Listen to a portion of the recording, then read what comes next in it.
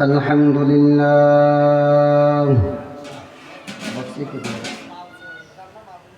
الحمد لله الذي جعل الشمس والقمر بحسبان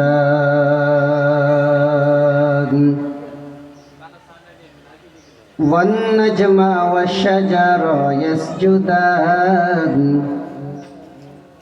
وفضل زمانا على زمان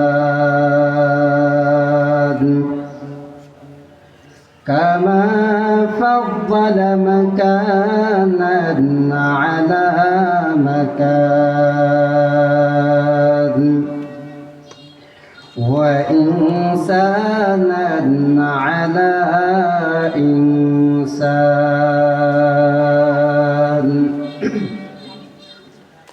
ونشهد أن لا إله إلا الله وحده لا شريك له لا ضد له ولا ند له ولا مثل له ونشهد أن سيدنا وسندنا وحبيبنا وحبيب ربنا وطبيب قلوبنا ومولانا محمدا عبده ورسوله الذي أرسله الله تعالى بالحق بشيرا ونذيرا وداعيا إلى الله بإذنه وسراجا وقمرا منيرا أما بعد فأعوذ بالله من الشيطان الرجيم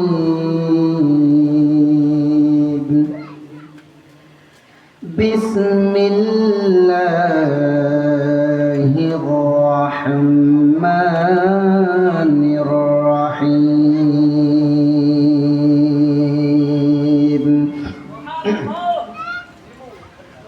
كل نفس ذائقة الموت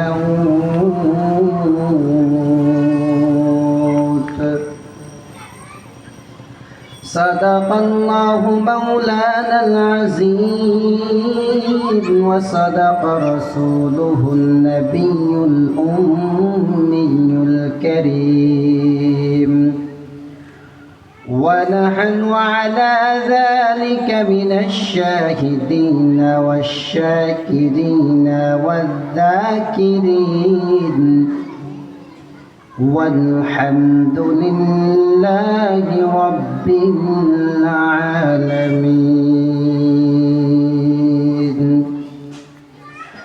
سبحانك لا علم لنا إلا ما علمتنا إنك أنت العليم الحكيم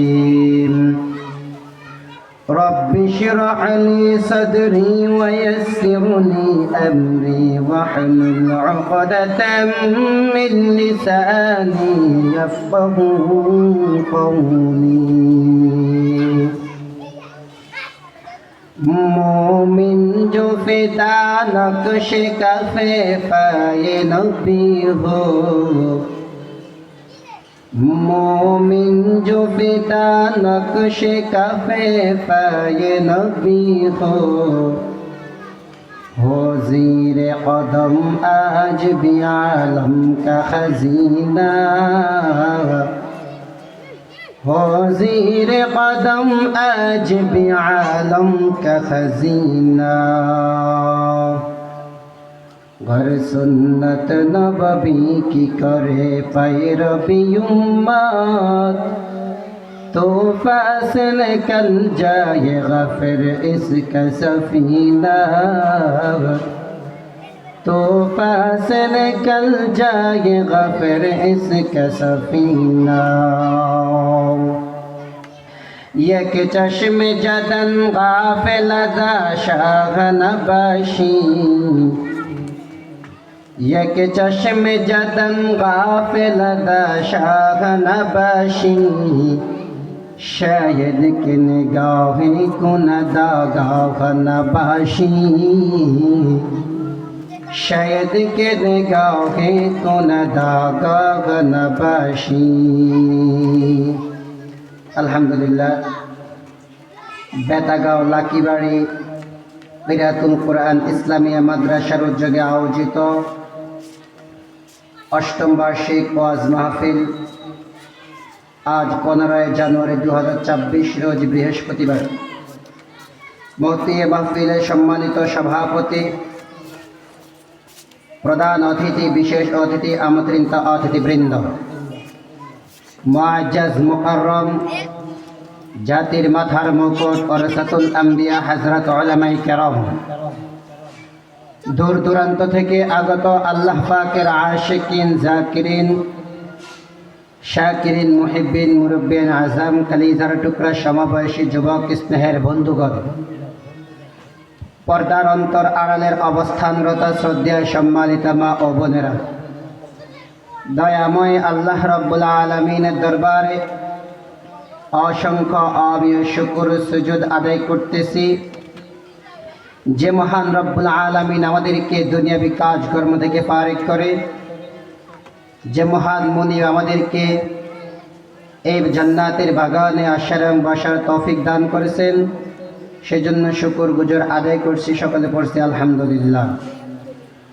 দৃশ্যমান স্তম্ভবিহীন সুবিশালে বিস্তীর্ণময় মহাকাশ, চন্দ্র সূর্য গ্রহ নক্ষত্র কীট পতঙ্গ সৌররাজি, আফ্রিকার গহীন বনে অরণ্য লুকিয়ে থাকা হিংস্র প্রাণী, পদতলের পিপলিকা থেকে শুরু করে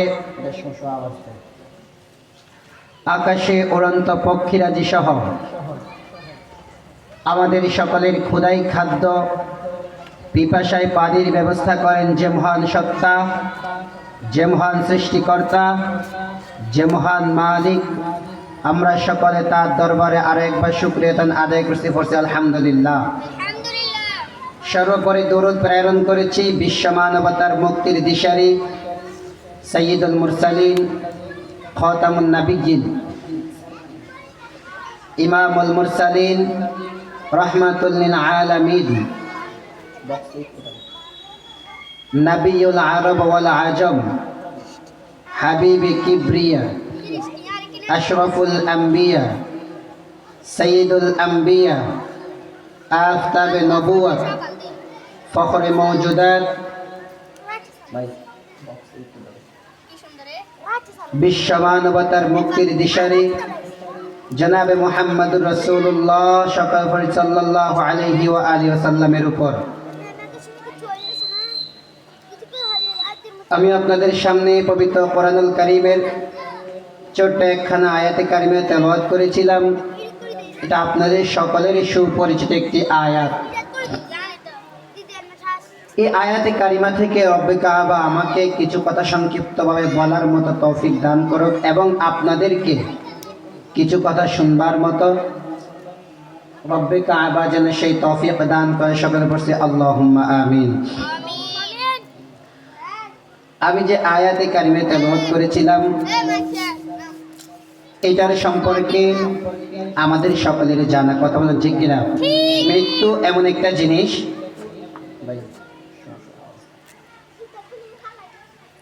মৃত্যু এমন একটা মেহমান, যেই মেহমান কারো বাড়িতে যদি যায় আর কাউকে কখনো মেজবান একজার সঙ্গে দেখা করে তাকেই সঙ্গে নিয়ে চলে যায়, কথা বলেন ঠিক না? যেমন করে আপনি মনে করেন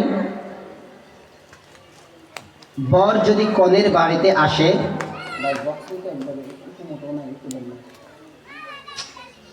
বর যদি কনের বাড়িতে আসে, ওই বর যাওয়ার সময় সঙ্গে কনকে নিয়ে যায়, যাওয়ার পরে আবার যখন সময় হয় কন তার বাপের বাড়িতে ফিরে আসে। কিন্তু মৃত্যু এমন একটা মেহমান, যেই মেহমান যে মেজবানের বাড়িতে যায়, ওই মেজবানকে সঙ্গে করে যদি একবার নিয়ে যায় আর কখনো ফিরে আসে না। এই মৃত্যু, আমরা এটা থেকে গাফেল, দুনিয়ার মুখে পড়ে দুনিয়াকে মহাব্বত করে মৃত্যুকে একেবারেই আমরা ভুলে গিয়েছি। কথা বলুন, ঠিক না? মৃত্যু এমন একটা জিনিস, এমন একটা জিনিস, যেই জিনিস আমার আপনার দুনিয়ার জমিনের মাধ্যমে যার জীবন আছে তার সামনে একদিন উপস্থিত হবেন। মৃত্যু এমন একটা জিনিস, যেই জিনিসের ভয় মানুষ কেউ কখনো করতেছে না বা চিন্তাও করতেছে না। মৃত্যু আপনার আমার কখন হয়ে যায় বলা যায় না। আপনি আমি রাত্রি যখন ঘুমের ঘরে যাই, ভাই আপনি আমি যখন রাত্রিবেলা ঘুমের ঘরে যাই, আপনি আমি দরজা জানালা বন্ধ করে দেই, মোবাইলের মাধ্যমে আপনি আমি কত গুনাহ করতেছি, জানতেছি। আমার আপনার গুনাহের কথা কেউ জানে না। আপনি আমি মোবাইলের মাধ্যমে গুনাহ করতেছি, আপনার আমার মৃত্যুর ভয় নাই। আমি আর আপনি যখন নাকি বাজারের মাধ্যমে রাত্রিবেলা আড্ডা দিয়ে ঘুমের ঘরে আসি, তখন আমি আপনি যদি ঘুমের ঘরে মারা যাই, আপনার আর আমার কথা নিয়ে মানুষ আফসোস করা শুরু করে দিবে, আর বলবেন হায় লোকটা আমার সঙ্গে রাত্রিবেলা কথা বলেছেন অথবা রাত্রিবেলা আমার সঙ্গে চা খেয়েছেন। এমন একটা জিনিস, এই ব্যাপারে আল্লাহ তাআলা কুরআনুল কারীমের মাধ্যমে ডাক দিয়ে বলেন, কুল্লু নাফসিন যায়িকাতুল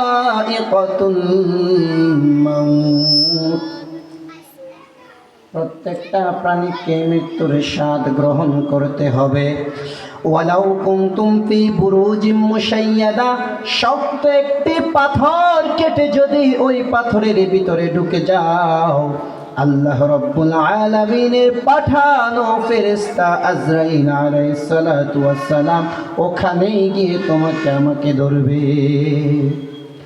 মরণ থেকে কেউ কখনো পালায়ন করতে পারবো না। কেউ কখনো কি করতে পারবো না? পালায়ন করতে পারবো না। যতই চেষ্টা করি, যাই কিছু করি, মরণ থেকে কখনো পলায়ন করা যাবে না। তো আপনার আমার যেহেতু মৃত্যু হয়েই যাবে, আপনার আমার যেহেতু মৃত্যু হয়েই যাবে, মৃত্যুর আগেই মৃত্যুর সামানও তৈরি করতে হবে। যেমন আপনাকে আমাকে আল্লাহ পাক রব্বুল আলামিন এই দুনিয়ার জমিনের মাধ্যমে পাঠিয়েছেন, তার একটি উদ্দেশ্য। কথা বলুন, কয়টা উদ্দেশ্য? মাত্র একটা উদ্দেশ্য। আল্লাহ রাব্বুল আলামিন বলেন, ওয়ামা খালাকতুল জিন্না ওয়াল ইনসা ইল্লা লিয়া'বুদুন। আল্লাহ রাব্বুল আলামিন বলেন, আমি আল্লাহ পাক রব্বুল আলামিন জিন এবং ইনসান এই দুইটা জাতিকে সৃষ্টি করেছিলাম একমাত্র আমি আল্লাহ তাআলার ইবাদতের জন্য, অন্য কিছুর জন্য বানাই নাই।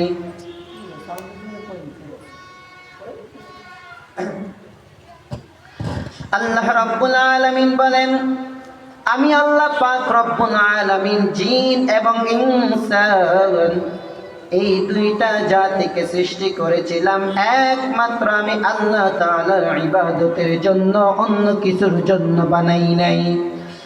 এ বান্দা শুনে নাও, শুনে নাও, শুনে নাও, দুনিয়ার জমিনের মাধ্যমে তোমার যখন একটি আম গাছ লাগাও, ওই আম গাছ লাগানোর পর তোমার আশা থাকে এই আম গাছটা আম দিবে বড় হয়ে, ওই আম তুমি হয়তো বিক্রি করবা, না হয় তুমি খাইবা। এমন একটা সময়, এমন একটা মুহূর্ত, এমন একটা দিন, যেই দিনটা আম গাছটা আর আম দেয় না, আম দেয়া বন্ধ করে দিয়েছে। আপনি আমি ওই আম গাছটাকে সুন্দর করে যখন আম দেওয়া বন্ধ করে দিয়েছেন, এটা আপনি কেটে ফেলেছে। আপনার আমার আম গাছ কেটে ফেলানোর পর আমি আপনি পেরে যাই নাই, আমি আর আপনি এই আম গাছটা দিয়ে আবার আমি আপনি লাকড়ি বানাইলাম। লাকড়ি বানানোর পর আমার আপনার এই আম গাছ, লাকড়ি বানানোর পরে আমি আপনি বাড়িতে নিয়ে গেলাম। বাড়িতে নিয়ে যাওয়ার পর আপনার আমার স্ত্রী এই আম গাছ দিয়ে, লাকড়ি দিয়ে, চুলার মাধ্যমে দিয়ে বাক পাক করেছে। কথা বলুন ঠিক কিনা? আপনার আমার উদ্দেশ্য ছিলেন আম গাছটা আম দিবেন, কিন্তু আম গাছটা যখন আম দেয়া বন্ধ করে দেয়, আপনি ওই সময় আম গাছটা কেটে ফেলে আগুনের মাধ্যমে দিলেন। আল্লাহ বলেন, বান্দা শুনে নাও, আমি আল্লাহ পাক রব্বুল আলামিন কিন্তু তোমাকে সৃষ্টি করেছিলাম আমি আল্লাহ তাআলার ইবাদতের জন্য। এ বান্দা, আম গাছটা আম না দেওয়ার কারণে তুমি গাছটা কেটে ফেলে লাকড়ি বানিয়ে আগুনের মাধ্যমে দিয়ে দিলা। এ বান্দা, আমি আল্লাহ তোমাকে সৃষ্টি করেছিলাম আমি আল্লাহ তাআলার ইবাদতের জন্য, অন্য কিছুর জন্য নয়।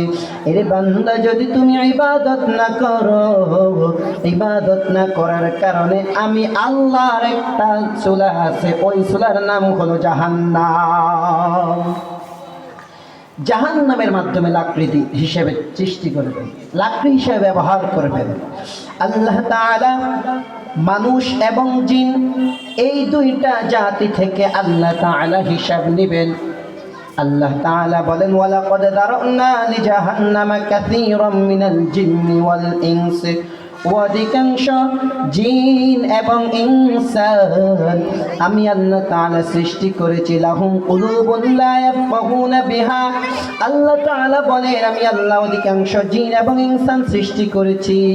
ওয়ালাকাদ যারানা লিজাহান্নামা কাসীরাম মিনাল জিন্নি ওয়াল ইনসি, অধিকাংশ জিন এবং ইনসান ওরাই হবে জাহান্নামী। কেন জাহান্নামী হবেন? আল্লাহ তাআলা বলেন, লাহুম কুলুবুন লা ইয়াফকাহুনা বিহা, আমি আল্লাহ তাকে একটি অন্তর দিয়েছিলাম, আমি আল্লাহ তাকে একটি কলব দিয়েছিলাম। এই বান্দায় কলব দিয়ে ভালো খারাপ নির্ণয় করবে। কলবটা কেমন? আপনার আমার বাম দুধের 2 আঙ্গুল নিচে একটি গোশতের টুকরা আছে, ওইটার নামই হলো কলব। মানুষ যখন একটা গুনাহ করে, ওই সময় মানুষের কলবের মাধ্যমে একটা কালো দাগ পড়ে যায়। একটা সময় মানুষ গুনাহ করতে করতে ওই কলবটার মাধ্যমে কালো দাগ পড়তে পড়তে এমন কালো হয়ে যায়, যেই কলবে আর কোনো কিছুই ভালো লাগে না, যেই কলবে আর নামাজের কথা ভালো লাগে না, যেই কলবে আর কোরআন হাদিসের কথা শুনতেই ভালো লাগে না, এমন রোগাক্রান্ত একটি কলব হয়ে যায়। আল্লাহ তাআলা বলেন, আমি আল্লাহ পাক রব্বুল আলামিন তোমাদেরকে কি একটি কলব দেই নাই? ওয়ালাহুম আ'য়ুনুল লা ইউবসিরুনা বিহা, আমি আল্লাহ কি তোমাকে 2টা চক্ষু দান করি নাই? এ বান্দা শুনে নাও, আমি আল্লাহ তোমাদেরকে 2টা চক্ষু দান করেছিলাম। এই চক্ষু দিয়ে দেখে দেখে কোরআনুল কারীম তেলাওয়াত করবা, এই চক্ষু দিয়ে দেখে দেখে বান্দা মসজিদে হেঁটে হেঁটে যাইবা। আমি আল্লাহ তোমাদেরকে এই জন্য 2টা চক্ষু দিয়েছিলাম। ওয়ালাহুম আযানুন লা ইয়াসমাউনা বিহা, আমি আল্লাহকে তোমাদেরকে 2টা কর্ণসমূহ দান করি নাই।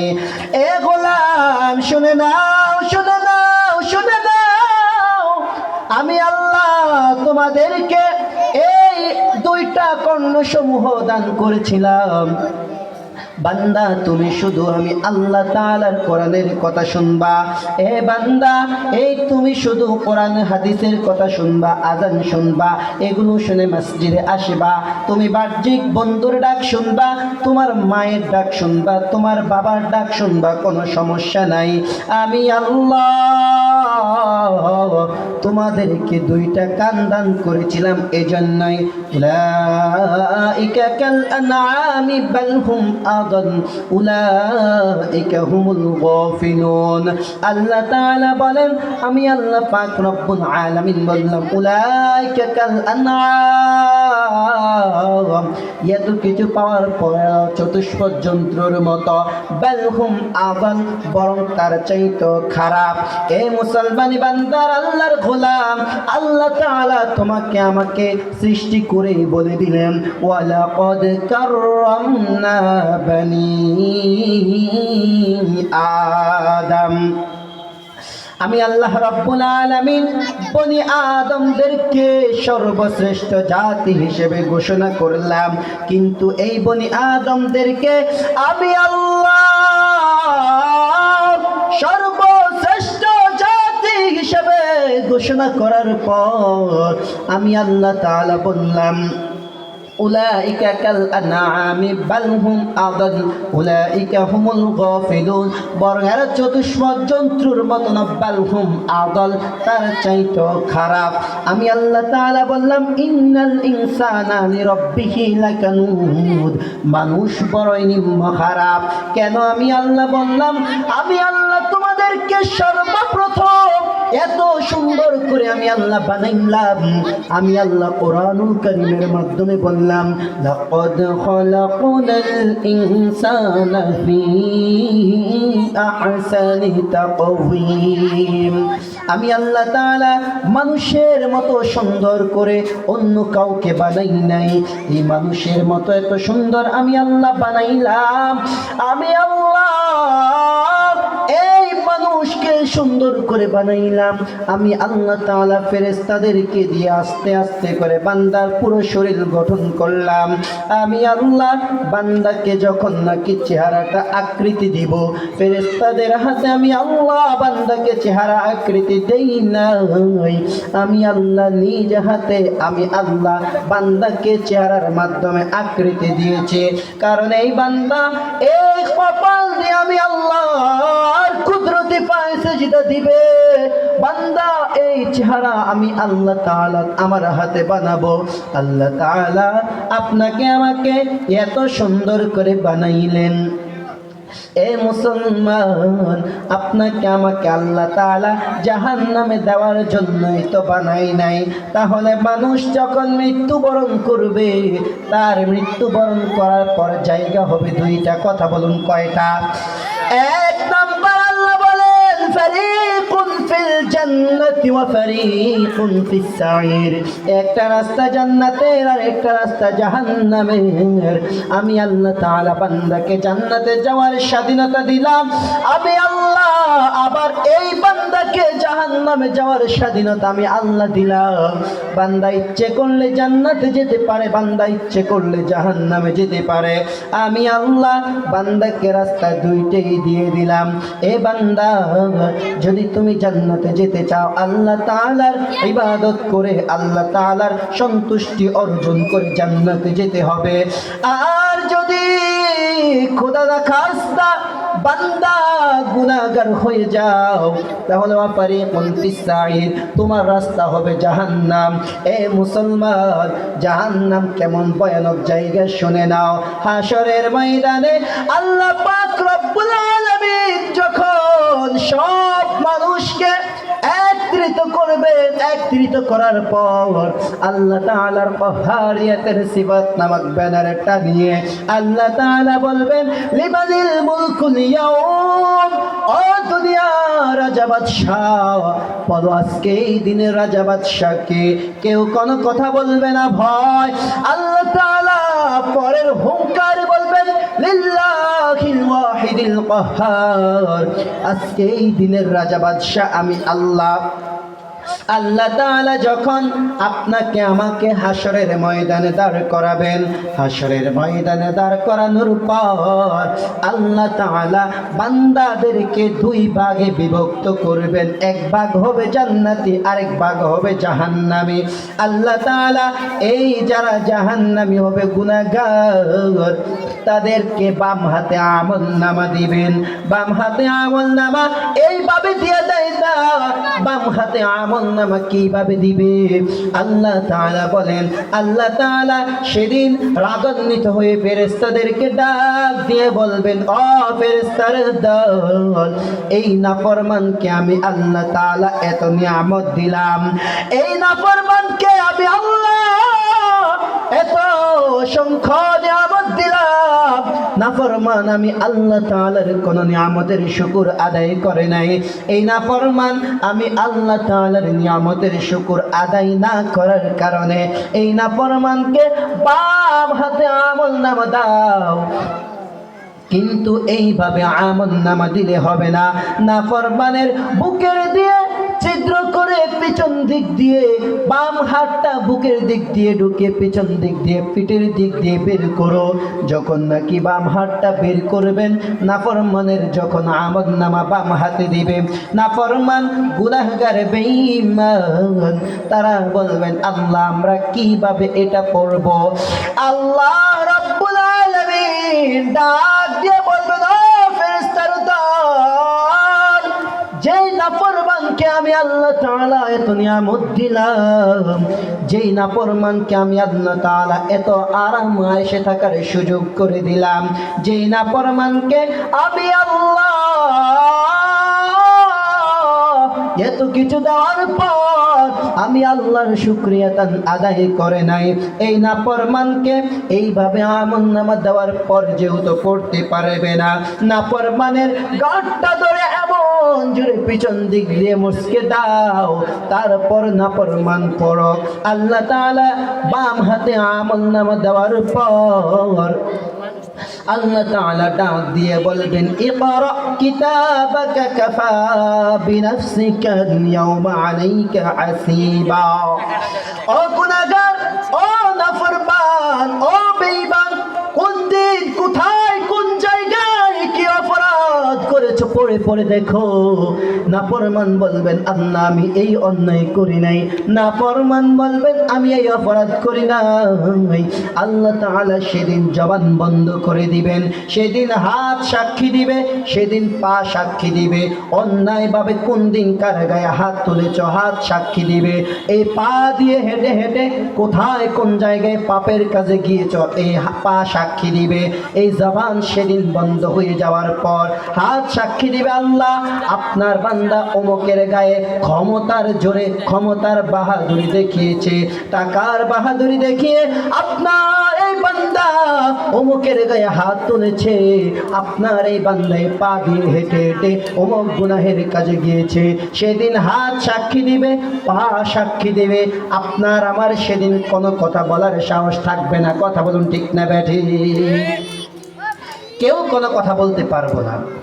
এমন একটা সময় আসবে যে সময় কেউ কোনো কথা বলার সাহস পাবো না। হাত সাক্ষী দিবে, পা সাক্ষী দিবে, ক্ষমতার বাহাদুরি দেখিয়ে, টাকার অহংকারী দেখিয়ে অন্যায়ভাবে অন্যজনের গায়ে হাত তুলেছ, সেদিন এই হাতটাই সাক্ষী দিয়ে দিবে। এই কিয়ামতের দিন এই হাতটার সাক্ষীর উসিলে আপনি জাহান্নামের কারণ হবেন। নাউজুবিল্লাহ। তাহলে ক্ষমতা পাওয়ার পর অপব্যবহার করা যাবে না। আপনি আজকে আমি মনে করতেছি আমার ক্ষমতা আছে, আমার টাকা পয়সা আছে, আমার ধন দৌলত আছে, সব কিছু আমার আছে, তাহলে আমি তো একটা কিছু, ঠিক না? কিন্তু আল্লাহ তাআলা বলেন, না, ইয়াউমা লা ইয়ানফা'ু মালুন ওয়ালা বানুন ইল্লা মান আতাল্লাহা বিকলবিন সালিম। কিয়ামতের দিন আপনার আমার ধন দৌলত, ছেলে মেয়ে, স্ত্রী পুত্র কোনো কিছুই কাজে আসবে না। হ্যাঁ, ইল্লা কিন্তু কাজে আসবে মান আতাল্লাহা বিকলবিন সালিম, সুস্থ একটি কলব আল্লাহ তাআলার নিকট কাজে আসবেন। সুবহানাল্লাহ। তাহলে এই কলবকে, এই অন্তরকে পরিশুদ্ধ করা দরকার আছে না নাই? কথা বলতে হবে, আছে না নাই? অবশ্যই আছে। এই কলবকে পরিশুদ্ধ করতে হবে।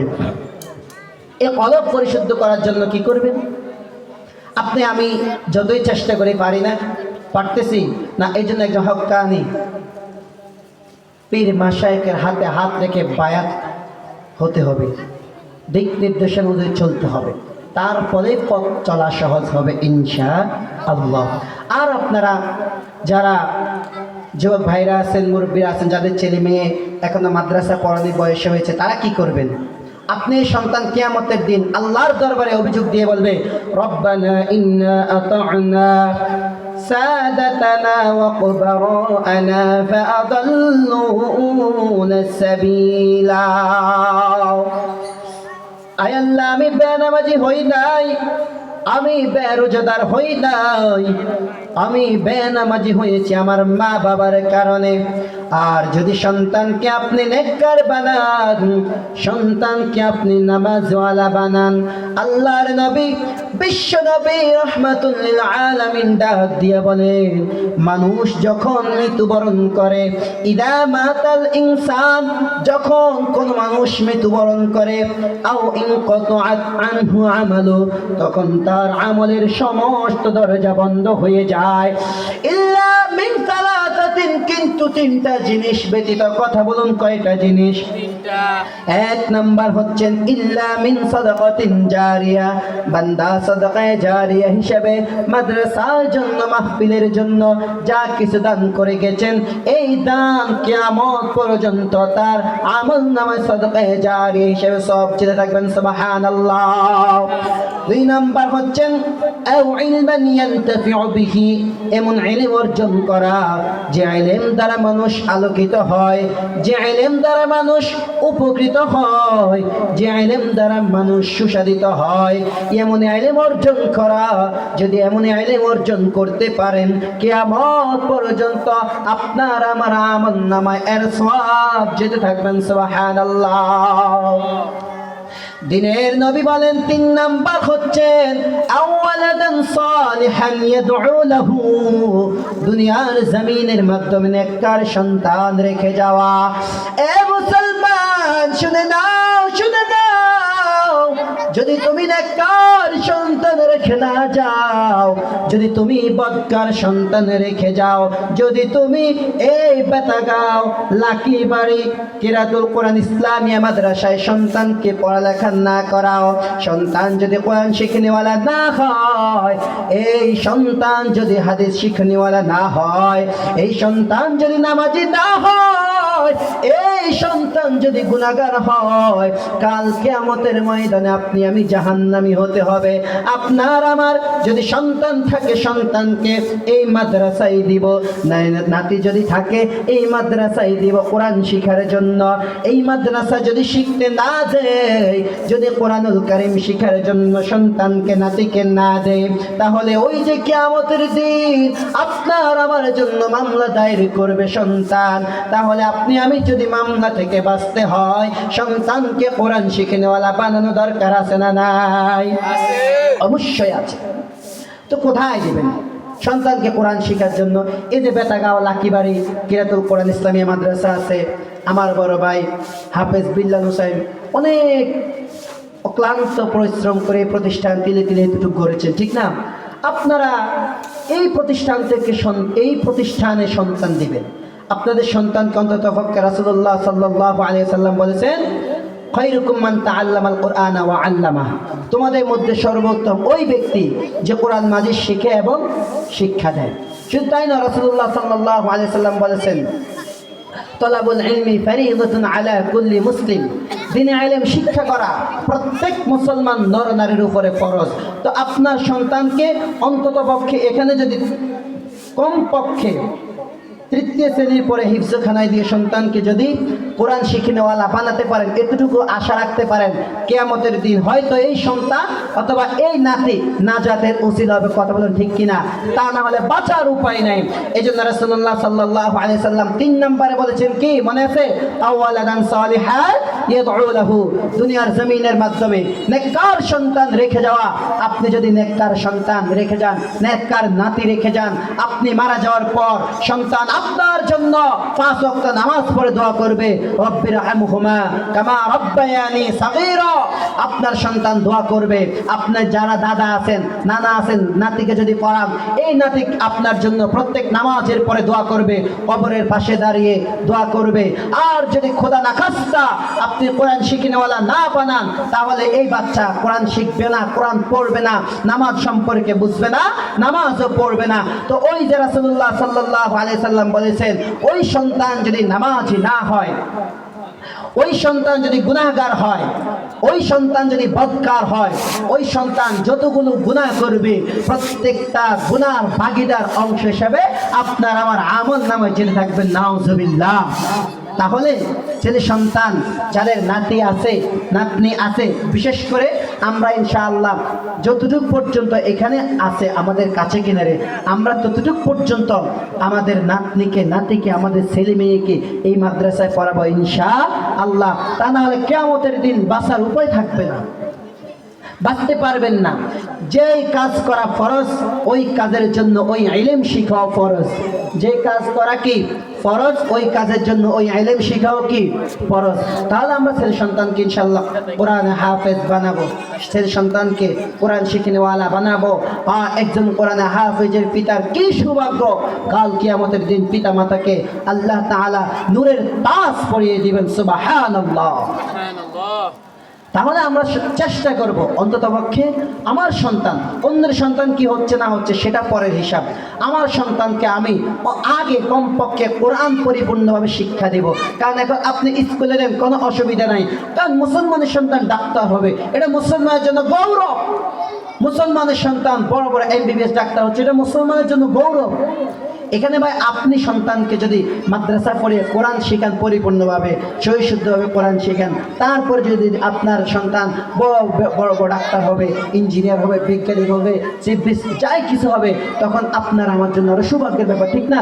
কারণ তার যার ভিতরে কোরআনের ইলম আছে, সে যদি বাংলাদেশে আপনার একটা নেতৃত্বের স্থানে থাকে, ডিসি থাকে, অথবা আপনার ডিআইজি থাকে, MP থাকে, মন্ত্রী থাকে, ওই তার ভিতরে কোরআন থাকার কারণ তার ভিতরে ভয় আছে, মানুষের হক মেরে খাবে না, মানুষকে কষ্ট দিবে না, ঠিক না? তাহলে অন্তত পক্ষে যেই ইলম অর্জন করা ফরজ, সন্তানকে, নাতি নাতনিকে, ছেলে মেয়েকে এই ইলম আমরা অর্জন করে দেব ইনশাআল্লাহ। আল্লাহ তাআলা আমাদেরকে কোরআন অনুযায়ী চলার এবং কোরআন বোঝার তৌফিক দান, আল্লাহুম্মা আমিন। তাহলে আমরা সবাই চেষ্টা করব, আমরা সবাই তো যেহেতু কবর পথের যাত্রী, প্রত্যেকেই মৃত্যুবরণ করতে হবে। আপনার আমার যখন মৃত্যু হয়ে যায়, আপনার আমার যখন দুনিয়ার চক্ষু বন্ধ হয়ে যায়, আপনি আমি সব দেখতে পাই। আপনার আমার জন্য কে কাপড়ের কাপড় আনতে যায়, কে বাঁশ ঝাড়ে বাঁশ কাটার জন্য যায়, কে বা কবর খোঁড়ার জন্য যায়, আপনি আমি সব দেখতেছি। কে কান্না করে, আমি আপনি সব দেখি রে ভাই। শুধু আপনার আমার কথা বলার কোনো সাহস থাকে না, শক্তি থাকে না।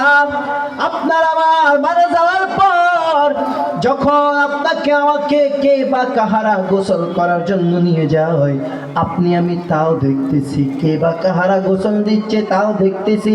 আপনি আমি গোসল করানোর সময় যখন ব্যথা পাই, আপনি আমি প্রচুর চিল্লান মারি, কেউ আমার আপনার চিল্লান শোনে না। এই মুসলমান, মনটাকে একটা বারের জন্য বুঝাও রে মোহন।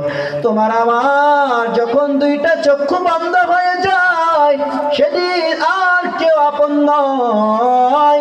আমার আপনার চক্ষু বন্ধ হওয়ার পর আপনাকে আমাকে যখন নাকি কাপনের কাপড় পরিয়ে সুন্দর করে, এত সুন্দর করে নতুন দুলার সাজে সাজিয়েছে, সাজানোর পর আপনাকে আমাকে কে বা কাহারা কাঁধে করে নিয়ে চারজন চার পাশে ধরে আপনাকে আমাকে দৌড়াদৌড়ি করে ইমাম সাহেবের সামনে নিয়ে যায়।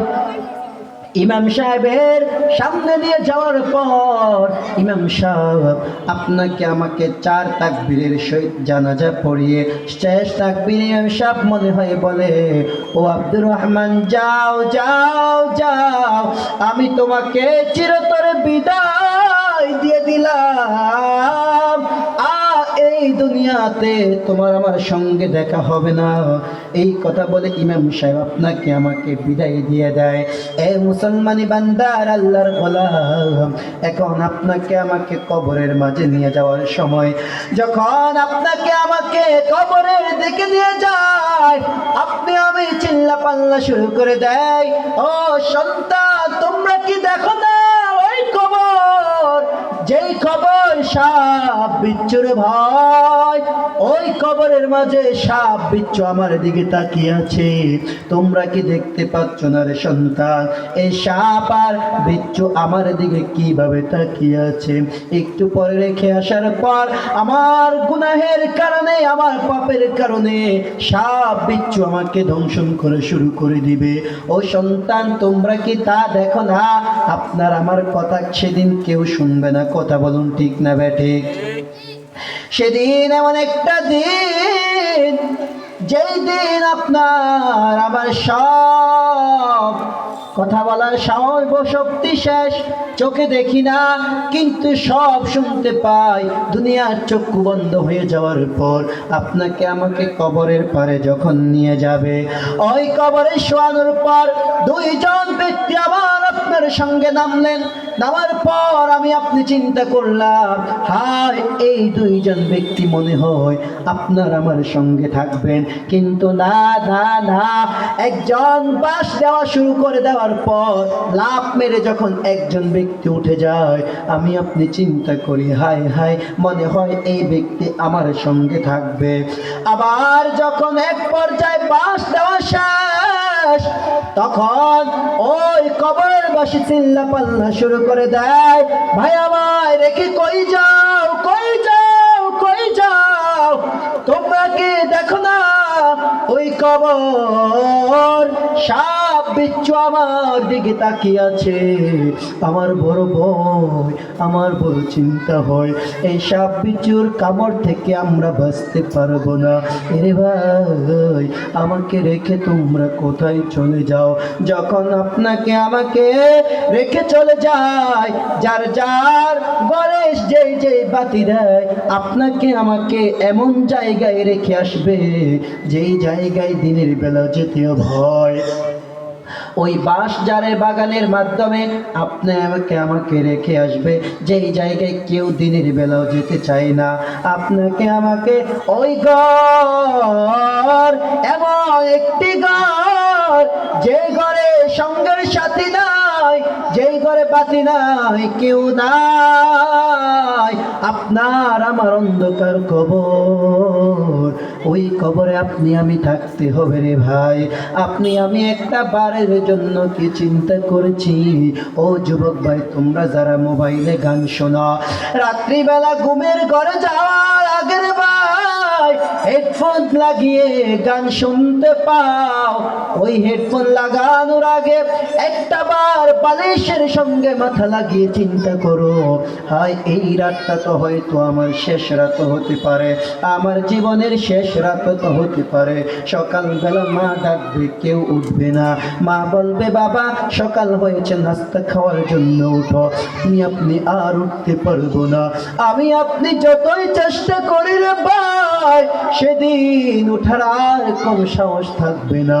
আপনার আমাকে কবরে শোয়ে রাখার পর যার যার ঘরে যেই যেই বাতি দেয়, কিন্তু আপনার আমার অন্ধকার কবর, যেই কবর আলো নাই, সাথী নাই, বাতি নাই, কেউ নাই, ওই কবর আপনাকে আমাকে একা রেখে সবাই চলে যাবেন। ও ভাই একটু কি চিন্তা করছো কিনা কেমন ভয়ঙ্কর জায়গা? তোমার আমার আখেরাতের পাঁচটা ঘাটি, মত, কবর, হাসর, মিজান, ফুলসিরাত। এরে ভাই আখেরাতের দ্বিতীয় ঘাটির নাম হচ্ছে কবর। এই কবর যার সঙ্গে ভালো আচরণ করবে তার বাকি ঘাটিগুলো ভালো আচরণ করার আশা করা যায়। ও মুরব্বী বাবারা আপনারা কি চিন্তা করেছেন একটা বারের জন্য আপনার বয়স 60-70-80 বছর আপনি আমি এখনো পর্যন্ত আপনি বেড়ে খাওয়া বন্ধ করতে পারি নাই। আপনি আপনার আমার গলার কণ্ঠের স্বর পরিবর্তন হয়ে গেল, এখনো পর্যন্ত আপনি আমি আমাদের অভ্যাসগুলো ছাড়তে পারি নাই। এজন্য কোন একজন কবি বলেছেন, জামানা অনেকে বদলেছে তবু দিন কেন বদলেনি, সীমানা অনেকে বদলেছে তবু দেশ কেন বদলেনি, জামানা অনেকে বদলেছে তবু দিন কেন বদলেনি, সীমানা অনেকে বদলেছে তবু দেশ কেন বদলেনি, পতাকার রঙ বদলেছে তবু নীতি যে বদলেনি, ক্ষমতার হাতে বদলেছে তবু ভাগ্য যে বদলেনি। বন্ধু বলো দিন বদলে দিন কি বন্ধু এখনো আসেনি, দিন বদলের দিন কি বন্ধু এখনো আসেনি। আপনার আমার বয়স পরিবর্তন হয়েছে, সব কিছু পরিবর্তন হয়েছে, কিন্তু আপনার অভ্যাসটা এখনো বদলে নেই। কথা বলুন ঠিক কিনা? আগে যে অভ্যাস ছিল দোকানে গিয়ে পায়ের উপরে পা তুললা চা খাওয়া, এখনো পর্যন্ত ওই অভ্যাস আছে। আগে যে অভ্যাস ছিল সিগারেট টানা, আগরবাতি, এখনো পর্যন্ত ওই অভ্যাস পাল্টে নাই। আগে যে অভ্যাস ছিল সুদ খাওয়া, ঘুষ খাওয়া, এখনো পর্যন্ত ওই অভ্যাস পাল্টেনি।